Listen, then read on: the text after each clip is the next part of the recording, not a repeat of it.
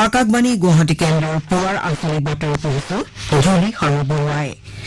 এতিয়া প্ৰধান বাতৰিসমূহ হ'ল অসমত দুবছৰৰ ভিতৰত আন্তঃৰাষ্ট্ৰীয় পৰ্যায়ৰ ঘাইপথ আন্তঃগাঁথনি বিকশাই তোলা হ'ব বুলি গুৱাহাটীত কেন্দ্ৰীয় পথ পৰিবহণ আৰু ঘাইপথ মন্ত্ৰী নীতিন গাডকাৰীৰ ঘোষণা। গুৱাহাটীত ৰিং ৰোড ৰাজ্যৰ 5টা স্থানত ৰজ্জু পথকে ধৰি বিভিন্ন প্ৰকল্পৰ বাবে কেন্দ্ৰীয় চৰকাৰৰ মুঠ 50,000 কোটি টকাৰ অনুমোদন। ৰাজ্যৰ 58 লাখ পৰিয়ালৰ বাসগৃহত স্মাৰ্ট মিটাৰ সংযোগ কৰাৰ বাবে মন্ত্ৰীসভাৰ সিদ্ধান্ত। দেউৰী স্বায়ত্তশাসিত পৰিষদৰ 22টা সমষ্টিৰ বাবে অনুষ্ঠিত নিৰ্বাচনৰ ভোটগণনা আৰম্ভ। এডলাইডত হ'বলগীয়া ICC T20 বিশ্বকাপ ক্ৰিকেট প্ৰতিযোগিতাৰ দ্বিতীয়খন ছেমি ফাইনেলত ভাৰত আজি ইংলেণ্ডৰ সন্মুখীন আৰু জৰ্ডানৰ ৰাজধানী আম্মানত অনুষ্ঠিত এছিয়া বক্সিং চেম্পিয়নশ্বিপৰ ছেমি ফাইনেলত আজি শিৱ থাপাৰ খেল। এতিয়া শুনক বিতং বাতৰি। অসমত দুবছৰৰ ভিতৰত আন্তঃৰাষ্ট্ৰীয় পৰ্যায়ৰ ঘাইপথ আন্তঃগাঁথনি বিকশাই তোলা হ'ব বুলি কেন্দ্ৰীয় পথ পৰিবহণ আৰু ঘাইপথ মন্ত্ৰী নীতিন গাডকাৰীয়ে প্ৰকাশ কৰিছে। তিনিদিনীয়া ভ্ৰমণসূচীৰে অসমলৈ অহা কেন্দ্ৰীয় মন্ত্ৰীগৰাকীয়ে কালি ৰাষ্ট্ৰীয় ঘাইপথ প্ৰকল্প পৰ্যালোচনা কৰি ৰাজ্যখনৰ ঘাইপথৰ আন্তঃগাঁথনি উন্নয়নৰ বাবে 50,000 কোটি টকাৰ প্ৰকল্পৰ কথা ঘোষণা কৰে। তেওঁ গুৱাহাটীত এটা ৰিং ৰোডসহ ৰাজ্যখনৰ বিভিন্ন প্ৰান্তৰ 10খন উৰণ সেতুৰ লগতে নাৰেংগী আৰু কোৱাৰ মাজত ব্ৰহ্মপুত্ৰৰ ওপৰত এখন নতুন দলঙৰ বিস্তৃত প্ৰকল্প প্ৰতিবেদনৰ অনুমোদন জনোৱাৰ কথা ঘোষণা কৰে। এই ৰিং ৰোড আৰু কোৰুৱা নাৰেংগী সংযোগী দলং নিৰ্মাণৰ বাবদ 4,500 কোটি টকা ব্যয় হ'ব। ৰিং ৰোডটোৱে খানাপাৰাৰ পৰা জালুকবাৰী হৈ লাইহাটা চাৰিআলি, ডুমুনি চকী, কোৰুৱা, যোৰাবাটীৰে পুনৰ খানাপাৰাক সংযোগ কৰিব। ৰাজ্যখনৰ বিভিন্ন প্ৰান্তত 5টা ৰজ্জু পথ নিৰ্মাণৰ বাবে কেন্দ্ৰীয় চৰকাৰ আৰু অসম চৰকাৰৰ মাজত কালি এখন বুজাবুজিৰ চুক্তিও স্বাক্ষৰিত হয়। নিৰ্মাণ হ'বলগীয়া 5টা ৰজ্জু পথৰ এটা পথেৰে খানাপাৰা আৰু লোকপ্ৰিয় গোপীনাথ বৰদলৈ আন্তঃৰাষ্ট্ৰীয় বিমান বন্দৰক সংযোগ কৰা হ'ব। এই ৰজ্জু পথকেইটাৰ বাবে 2100 কোটি টকা ব্যয় ধাৰ্য কৰা হৈছে। কেন্দ্ৰীয় মন্ত্ৰীগৰাকীয়ে কাজিৰঙাত 38 কিলোমিটাৰ দৈৰ্ঘ্যৰ 4-সৰীয়া কৰিডৰ নিৰ্মাণৰ বাবে 6,000 কোটি টকা ব্যয় কৰাৰ কথা প্ৰকাশ কৰিছে। বঙাইগাঁও, চাপাগুৰি, পাঠশালা, শিমলুগুৰি, বাইহাটা, ৰহা, ডিমৌ, বৰঘাট, কঠীয়াতলী আৰু জাগিৰোডত ৰাষ্ট্ৰীয় ঘাইপথৰ ওপৰত এখনকৈ উৰণ সেতু নিৰ্মাণৰ বাবে বিশদ প্ৰকল্পৰ প্ৰতিবেদনত অনুমোদন দিয়া হৈছে বুলিও শ্ৰী গাডকাৰীয়ে উল্লেখ কৰিছে। তদুপৰি গৌৰীপুৰ, বৰপেটা, শিলচৰ, ডবকা, ডিব্ৰুগড় আৰু লিডুত বাইপাছ নিৰ্মাণৰ বাবেও বিশদ প্ৰকল্প প্ৰতিবেদনত অনুমোদন দিয়াৰ কথাও তেওঁ প্ৰকাশ কৰিছে। উল্লেখযোগ্য যে কেন্দ্ৰীয় মন্ত্ৰীগৰাকীয়ে কালি গুৱাহাটীত অসম, মেঘালয়, ছিকিম আৰু নাগালেণ্ডৰ ৰাষ্ট্ৰীয় ঘাইপথ উন্নয়ন প্ৰকল্পসমূহৰ অগ্ৰগতি পৰ্যালোচনা চলায়। মুখ্যমন্ত্ৰী ড হিমন্ত বিশ্ব শৰ্মা, কেন্দ্ৰীয় মন্ত্ৰী VK সিং, পথ পৰিবহণ আৰু ঘাইপথ মন্ত্ৰালয় আৰু ৰাজ্যকেইখনৰ জ্যেষ্ঠ বিষয়াসকলে বৈঠকত অংশগ্ৰহণ কৰে। বৈঠকত ভূমি অধিগ্ৰহণ, বৰ্তমান প্ৰকল্পসমূহৰ অগ্ৰগতি, প্ৰস্তাৱিত প্ৰকল্প, নতুন প্ৰযুক্তিৰ ব্যৱহাৰ, বিবাদ তথা মধ্যস্থতা আৰু সম্ভাৱ্য বিত্তীয় হস্তক্ষেপৰ বিষয় লৈ আলোচনা কৰা হয়। শ্ৰী গাডকাৰীৰ লগতে 4খন ৰাজ্যৰ বিলম্বিত প্ৰকল্পসমূহৰো পৰ্যালোচনা কৰে আৰু এই প্ৰকল্পসমূহৰ কাম ত্বৰান্বিত কৰাৰ বাবে নিৰ্দিষ্ট নিৰ্দেশনা জাৰি কৰে। মন্ত্ৰীগৰাকীয়ে সকলো বিষয়াকে প্ৰকল্পসমূহৰ কাম ক্ষীপ্ৰতাৰে সম্পূৰ্ণ কৰিবলৈ নিৰ্দেশ দিয়ে। তেওঁ উত্তৰ পূৰ্বাঞ্চলত শীৰ্ষমানৰ পৰিবহণ পৰিকাঠামো বিকশাই তোলাৰ বাবে কেন্দ্ৰীয় আৰু ৰাজ্যিক সংস্থাসমূহৰ মাজত সমন্বয় আৰু সহযোগিতাৰ আৱশ্যকতাত গুৰুত্ব আৰোপ কৰে। শ্ৰী গাডকাৰীয়ে লগতে ৰাজ্যখনৰ পথ আন্তঃগাঁথনিৰ বাবে ভূমি অধিগ্ৰহণৰ ক্ষেত্ৰত চলোৱা দ্ৰুত প্ৰচেষ্টাৰ বাবে মুখ্যমন্ত্ৰী ড হিমন্ত বিশ্ব শৰ্মাক ধন্যবাদ জ্ঞাপন কৰে। আনহাতে কেন্দ্ৰীয় মন্ত্ৰীগৰাকীয়ে মেঘালয়ৰ বাবে 9,000 কোটি, নাগালেণ্ডৰ বাবে 5,000 কোটি আৰু ছিকিমৰ বাবে 4,000 কোটি টকাৰ নতুন প্ৰকল্পত অনুমোদন জনোৱাৰ কথাও ঘোষণা কৰিছে। ৰাজ্যৰ 58 লাখ পৰিয়ালৰ বাসগৃহত স্মাৰ্ট মিটাৰ সংযোগ কৰাৰ বাবে অসম মন্ত্ৰীসভাই সিদ্ধান্ত গ্ৰহণ কৰিছে। 4,536 কোটি 79 লাখ টকা ব্যয় সাপেক্ষে হ'বলগীয়া এই আঁচনিখন সম্পূৰ্ণ কৰাৰ বাবে 2025 চনৰ 31 মাৰ্চ ধাৰ্য কৰা হৈছে। দিছপুৰৰ জনতা ভৱনত কালি অনুষ্ঠিত মন্ত্ৰীসভাৰ এখন গুৰুত্বপূৰ্ণ বৈঠকত এই সিদ্ধান্ত গ্ৰহণ কৰা হয়। বৈঠকত লগতে ৰাজ্যৰ শক্তি খণ্ডৰ উৎকৰ্ষ সাধন, আৰক্ষী প্ৰশিক্ষণত অৱসৰপ্ৰাপ্ত সেনা বিষয়া নিযুক্তি, বিদ্যুৎ ক্ষতিৰ সৈতে মোকাবিলা ACS APS বিষয়াৰ দৰমহা আৰু পদোন্নতিৰ ক্ষমতাকে ধৰি কেইবাটাও গুৰুত্বপূৰ্ণ সিদ্ধান্ত গ্ৰহণ কৰা হয় কেবিনেট বৈঠকৰ সিদ্ধান্ত সন্দৰ্ভত জলসম্পদ মন্ত্ৰী পীযুষ হাজৰিকাই প্ৰকাশ কৰা মতে শক্তি খণ্ডৰ উৎকৰ্ষৰ বৃদ্ধিৰ লক্ষ্যৰে 7টা প্ৰকল্প আৰু ট্ৰেড ডেভেলপমেণ্ট ফাণ্ডৰ অন্তৰ্গত AEGCLৰ সংশ্লিষ্ট পুঁজি 56 কোটি 74 লাখ টকা আঁচনিৰ অধীনস্থ 3টা চলিত প্ৰকল্প সম্পূৰ্ণ কৰাৰ বাবে ব্যৱহাৰৰ ক্ষেত্ৰত সংশোধিত প্ৰশাসনিক অনুমোদন জনোৱা হৈছে ইয়াৰ জৰিয়তে দক্ষিণ খালমৰা বৰপেটা আৰু বঙাইগাঁও জিলাৰ বিদ্যুৎ খণ্ডৰ উন্নয়নৰ লগতে প্ৰায় 30 লাখ গ্ৰাহক উপকৃত হ'ব মন্ত্ৰীসভাই গ্ৰহণ কৰা আন এটা সিদ্ধান্ত অনুসৰি আৰক্ষী বেটেলিয়নৰ প্ৰশিক্ষণ কাৰ্যসূচী শক্তিশালী কৰাৰ লগতে 34 গৰাকী অৱসৰপ্ৰাপ্ত সৈনিকক ঠিকাভিত্তিকভাৱে সকলো বেটেলিয়নৰ বাবে অতিৰিক্ত আৰক্ষী অধীক্ষক প্ৰশিক্ষণ হিচাপে নিযুক্তি দিয়া হ'ব আন এটা সিদ্ধান্ত অনুসৰি অসম অসামৰিক সেৱা আৰু অসম আৰক্ষী সেৱাৰ বিষয়াৰ পাৰিতোষিকৰ বৈষম্য দূৰ কৰিবলৈ দুয়োটা সেৱাৰ বিষয়াৰ বাবে দৰমহা আৰু পদোন্নতিৰ সমতা অনাত অনুমোদন জনোৱা হৈছে এই সিদ্ধান্তই সেৱাসমূহৰ মাজত পদোন্নতি প্ৰক্ৰিয়া ত্বৰান্বিত কৰাৰ লগতে সমতা নিশ্চিত কৰিব আনহাতে অহা 23 আৰু 24 নৱেম্বৰত দুদিনীয়া কাৰ্যসূচীৰে নতুন দিল্লী বিজ্ঞান ভৱনত পালন কৰিবলগীয়া মহাবীৰ লাচিত বৰফুকনৰ 400 বছৰীয়া জয়ন্তীৰ বিষয়ে কেবিনেটত বিশদভাৱে আলোচনা কৰা হয় এই অনুষ্ঠানৰ বাবে অসমৰ পৰা কিছু সংখ্যক বুৰঞ্জীৰ ছাত্ৰ আৰু বিভিন্ন ক্ষেত্ৰৰ প্ৰথিত জখা ব্যক্তিক নতুন দিল্লীলৈ আমন্ত্ৰণ জনোৱা হ'ব অনুষ্ঠানত আলোচনা হ'বৰ লগতে লাচিত বৰফুকনৰ জীৱন ভিত্তিক এখন তথ্যচিত্ৰ প্ৰদৰ্শন কৰা হ'ব মন্ত্ৰী হাজৰিকাই জানিবলৈ দিয়া মতে 23 নৱেম্বৰৰ কাৰ্যসূচী কেন্দ্ৰীয় মন্ত্ৰী অমিত শ্বাহ উপস্থিত থকাৰ লগতে 24 নৱেম্বৰৰ মূল অনুষ্ঠানত প্ৰধানমন্ত্ৰী নৰেন্দ্ৰ মোদী উপস্থিত থাকিব শ্ৰোতাসকলে বাতৰি শুনিছে আকাশবাণী গুৱাহাটী কেন্দ্ৰৰ পৰা আপোনালোকে বাতৰি আমাৰ YouTube channel AIR news Guwahati আৰু নিউজ অন AIR এপ যোগেও শুনিব পাৰিব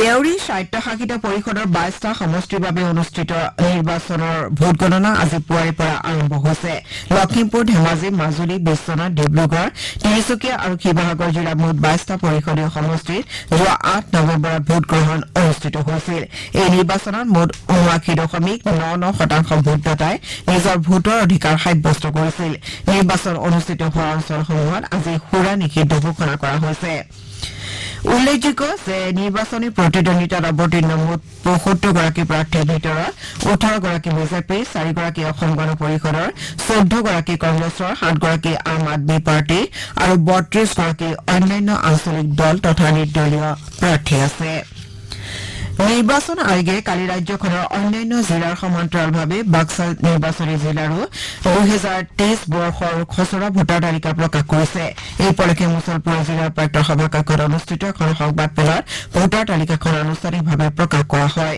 এই তালিকা অনুসৰি জিলাখনৰ অন্তৰ্গত 3টা বিধানসভা সমষ্টিত মুঠ ভোটাৰৰ সংখ্যা হৈছে 5,53,215 গৰাকী ইয়াৰে 2,78,374 গৰাকী পুৰুষ ভোটাৰ হোৱাৰ বিপৰীতে মহিলা ভোটাৰৰ সংখ্যা হৈছে 2,74,841 গৰাকী আনহাতে 18 পৰা 19 বছৰ বয়সীয়া ভোটাৰৰ সংখ্যা 4,598 গৰাকী হোৱাৰ বিপৰীতে 80 বছৰ ঊৰ্ধৰ ভোটাৰৰ সংখ্যা 6,921 গৰাকী ইফালে বিশেষভাৱে সক্ষম ভোটাৰৰ সংখ্যা 4,143 গৰাকী উল্লেখযোগ্য যে বিগত বৰ্ষৰ তুলনাত কালি প্ৰকাশিত খচৰা ভোটাৰ তালিকাত 0.8% ভোটাৰ বৃদ্ধি পাইছে ৰাজ্য চৰকাৰৰ সাধাৰণ প্ৰশাসন বিভাগত কনিষ্ঠ প্ৰশাসনিক সহায়ক হিচাপে কাৰ্যনিৰ্বাহ কৰি থকা কেইবাগৰাকীও সহায়কে অসম লোকসেৱা আয়োগৰ দ্বাৰা বিভিন্ন পদত নিৰ্বাচিত হোৱাৰ পিছত তেওঁলোকে সাধাৰণ প্ৰশাসন বিভাগৰ পৰা অব্যাহতি বিচাৰিছে তেওঁলোক হৈছে APSC হিচাপে নিৰ্বাচিত হোৱা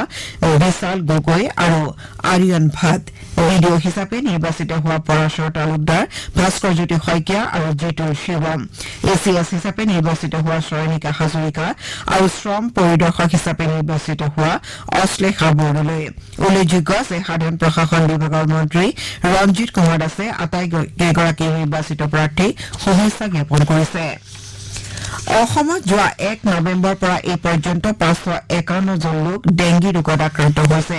ইয়াৰে কাৰ্বি আংলঙত সৰ্বাধিক 478 গৰাকী লোক এই ৰোগত আক্ৰান্ত হৈছে। ইয়াৰে 29 গৰাকী ৰোগী জিলাখনৰ ডিফু মেডিকেল কলেজ হস্পিটেলত চিকিৎসাধীন হৈ আছে। ইফালে কামৰূপ মহানগৰ জিলাত 29 জন লোক এই ৰোগত আক্ৰান্ত হৈছে। ইয়াৰে 13 জন লোক গুৱাহাটীৰ বিভিন্ন চিকিৎসালয়ত চিকিৎসাধীন হৈ আছে। আনহাতে হোজাই, কামৰূপ, নলবাৰী, শোণিতপুৰ আৰু তিনিচুকীয়া জিলাত 3জনকৈ লোক এই ৰোগত আক্ৰান্ত হোৱাৰ বিপৰীতে বঙাইগাঁও, কাছাৰ, দৰং, ধেমাজি, ডিব্ৰুগড়, ডিমা হাছাও, গোৱালপাৰা, কৰিমগঞ্জ, নগাঁও আৰু শিৱসাগৰ জিলাত 2জনকৈ লোকৰ দেহত এই ৰোগ ধৰা পৰিছে। ৰাষ্ট্ৰীয় স্বাস্থ্য অভিযানৰ তথ্য অনুসৰি ডেংগিত আক্ৰান্ত হৈ ৰাজ্যত এই পৰ্যন্ত 3জন লোকৰ মৃত্যু হৈছে। স্বাস্থ্য কৰ্মীসকলে ডেংগি আক্ৰান্ত অঞ্চলসমূহত ঘৰে ঘৰে গৈ এই ৰোগত গ্ৰহণ কৰিবলগীয়া সাৱধানতা সম্পৰ্কে ৰাইজক অৱগত কৰিবলৈ প্ৰচাৰ পত্ৰিকা বিতৰণ, টায়াৰ, পানী টেংকি, ড্ৰাম আদিত বহুদিন ধৰি পানী জমা হৈ থাকিবলৈ নিদিয়া, ধোঁৱা দিয়া আদিৰ দৰে ব্যৱস্থা গ্ৰহণ কৰিছে। কেন্দ্ৰীয় চৰকাৰৰ ঈশান উদয় জলপানী নামত ৰাজ্যৰ কেইবাখনো জিলাত সংঘটিত কেলেংকাৰীত জড়িত থকাৰ অভিযোগত বৰপেটা জিলা আৰক্ষীয়ে কালি জিলাখনৰ এখন মহাবিদ্যালয়ৰ অধ্যক্ষসহ 5জন লোকক গ্ৰেপ্তাৰ কৰিছে। জিলা আৰক্ষী অধীক্ষকগৰাকীয়ে জনোৱা মতে গ্ৰেপ্তাৰ কৰা অধ্যক্ষজন জিলাখনৰ লাংলাৰ বৰপেটা বঙাইগাঁও মহাবিদ্যালয়ৰ অধ্যক্ষ মালিক আলী। ইয়াৰ লগতে মহাবিদ্যালয়খনৰ কনিষ্ঠ সহায়ক আবুল বাছাৰৰ লগতে ছাজিদুল ইছলাম আৰু কবিৰ উদ্দিনৰ উপৰি জাহুৰপাম গাঁৱৰ সেলিম মালিক নামৰ আন এজন লোককো গ্ৰেপ্তাৰ কৰা হয়। ভাৰত আজি এডলেডত হ'বলগীয়া ICC T20 বিশ্বকাপ ক্ৰিকেট প্ৰতিযোগিতাৰ দ্বিতীয়খন ছেমি ফাইনেলত ইংলেণ্ডৰ বিৰুদ্ধে অৱতীৰ্ণ হ'ব। খেলখন ভাৰতীয় সময় অনুসৰি দিনৰ 1:30 বজাত আৰম্ভ হ'ব। ইপিনে পাকিস্তানে কালি ছিডনীত অনুষ্ঠিত প্ৰথমখন ছেমি ফাইনেলত নিউজিলেণ্ডক পৰাস্ত কৰি ফাইনেলত প্ৰৱেশ কৰে। পাকিস্তানে 153 ৰানৰ বিজয় লক্ষ্যৰে খেল আৰম্ভ কৰি 19 অভাৰ আৰু এটা বলত 3টা উইকেট হেৰুৱাই নিৰ্ধাৰিত লক্ষ্যত উপনীত হয়। পাকিস্তানৰ হৈ মহম্মদ ৰিজৱানে 57 ৰান কৰাৰ বিপৰীতে অধিনায়ক বাবৰ আজমে 53 ৰানৰ বৰঙণি আগবঢ়ায়। প্ৰতিযোগিতাৰ ফাইনেল খেলখন অহা দেওবাৰে মেলবৰ্ণত খেলোৱা হ'ব। জৰ্ডানৰ ৰাজধানী আম্মানত অনুষ্ঠিত এছিয়া বক্সিং চেম্পিয়নশ্বিপৰ ছেমি ফাইনেলত আজি শ্ৰীপথে প্ৰায় 63.5 কিলোগ্ৰাম ওজন শাখাৰ ছেমি ফাইনেলত অংশগ্ৰহণ কৰিব। তেওঁ দুবাৰকৈ এছিয়া বক্সিং চেম্পিয়নশ্বিপত পদক বিজেতা তাজিকিস্তানৰ বখুদুৰ ইছমোনভৰ বিৰুদ্ধে খেলিব। ভাৰতৰ আন 4গৰাকী বক্সাৰো আজি পুৰুষৰ ছেমি ফাইনেলত অৱতীৰ্ণ হ'ব। ছেমি ফাইনেলত অৱতীৰ্ণ হ'বলগীয়া আন 4গৰাকী বক্সাৰ হ'ল মহম্মদ হুছামুদ্দিন, নৰেন্দ্ৰ সুমিত আৰু গোবিন্দ। এতিয়া শুনক আজি গুৱাহাটীৰ পৰা প্ৰকাশিত বাতৰি কাকতসমূহৰ প্ৰথম পৃষ্ঠাৰ বাতৰিৰ চমু অৱলোকন বৰষা শৰ্মাৰ পৰা। আজি গুৱাহাটীৰ পৰা প্ৰকাশিত দৈনিক বাতৰি কাকতসমূহৰ ভিতৰত প্ৰায়কেইখন কাকতেই ৰাষ্ট্ৰীয় ঘাইপথ, ফ্লাইঅভাৰ তথা ৰ'পৱে নিৰ্মাণৰ বাবে কেন্দ্ৰীয় পথ পৰিবহণ আৰু ঘাইপথ দপ্তৰৰ মন্ত্ৰী নীতিন গাডকাৰীয়ে 50,000 কোটি টকা ঘোষণা কৰা বাতৰিটো গুৰুত্ব সহকাৰে প্ৰকাশ কৰিছে। এই বাতৰিটোকে অসমীয়া খবৰ কাকতে পথ, ফ্লাইঅভাৰ, ৰ'পৱেৰ বাবে 50,000 কোটি শিৰোনামেৰে মুখ্য বাতৰি প্ৰকাশ কৰিছে। অসমীয়া প্ৰতিদিন, দৈনিক জনমভূমি আৰু দৈনিক অসম কাকতে ভিন ভিন শিৰোনামেৰে শিক্ষামন্ত্ৰী ডাঃ ৰণোজ পেগুৱে ৰাজ্যত অতিৰিক্ত শিক্ষকৰ প্ৰয়োজন নাই বুলি উল্লেখ কৰি 4,000 খালী পদৰ তথ্য প্ৰকাশ কৰা বাতৰিটো গুৰুত্ব সহকাৰে প্ৰথম পৃষ্ঠাত প্ৰকাশ কৰিছে। দৈনিক অগ্ৰদূত কাকতে কেন্দ্ৰীয় চৰকাৰে NRCক অৱশেষত মান্যতা প্ৰদান কৰা বাতৰিটো মুখ্য বাতৰি হিচাপে প্ৰকাশ কৰিছে। মুখ্যমন্ত্ৰী ডঃ হিমন্ত বিশ্ব শৰ্মাই শ্ৰীমন্ত শংকৰদেৱ কলাক্ষেত্ৰৰ ৰূপালী জয়ন্তী বৰ্ষৰ শুভ উদ্বোধনী অনুষ্ঠানত অসমৰ কলা সংস্কৃতিৰ ধাৰাবাহিক তথা পৰিকল্পিত আক্ৰমণৰ সন্মুখীন হোৱা বুলি প্ৰকাশ কৰা বাতৰিটো দৈনিক অগ্ৰদূত, অসমীয়া প্ৰতিদিন, দৈনিক অসম, দৈনিক জনমভূমিকে ধৰি প্ৰায়কেইখন কাকতে প্ৰথম পৃষ্ঠাত সবিস্তাৰে প্ৰকাশ কৰিছে। অৱসৰপ্ৰাপ্ত সেনা বিষয়া আৰক্ষী বেটেলিয়নক প্ৰশিক্ষণ দিয়াৰ লগতে IAS আৰু IPS আৰ্হিৰে লোকসেৱা আৰু আৰক্ষী সেৱাৰ বিষয়াৰ পদোন্নতিৰ বাতৰিটোৰ লগতে বিদ্যুৎ বিলৰ বিসংগতিৰ প্ৰতি লক্ষ্য ৰাখি কেবিনেটে স্মাৰ্ট মিটাৰৰ সংযোগৰ লগতে পুৰণি মিটাৰো বাহাল থাকিব বুলি সিদ্ধান্ত গ্ৰহণৰ বাতৰিটো নিয়মীয়া বাৰ্তাৰ লগতে আমাৰ অসম কাকতে প্ৰকাশ কৰিছে। 26খন জিলাত ডেংগিৰ সংহাৰৰ বাতৰিটো the sentinel কাকতে dengue spreading two মোৰ ডিষ্ট্ৰিক্ট শিৰোনামেৰে প্ৰথম পৃষ্ঠাত মুখ্য বাতৰি প্ৰকাশ কৰিছে। দেশৰ 50 সংখ্যক মুখ্য ন্যায়াধীশ ৰূপে ন্যায়াধীশ DY চন্দ্ৰচূড়ে শপত গ্ৰহণ কৰা বাতৰিটো দি আছাম ট্ৰিবিউন কাকতে প্ৰথম পৃষ্ঠাত প্ৰকাশ কৰিছে। এয়াই আছিল আজি গুৱাহাটীৰ পৰা প্ৰকাশিত বাতৰি কাকতসমূহৰ প্ৰথম পৃষ্ঠাৰ বাতৰিত চমু অৱলোকন। ধন্যবাদ বৰষা। বাতৰি শেষ কৰাৰ আগে প্ৰধান বাতৰিকেইটা আকৌ এবাৰ পঢ়ি দিছো।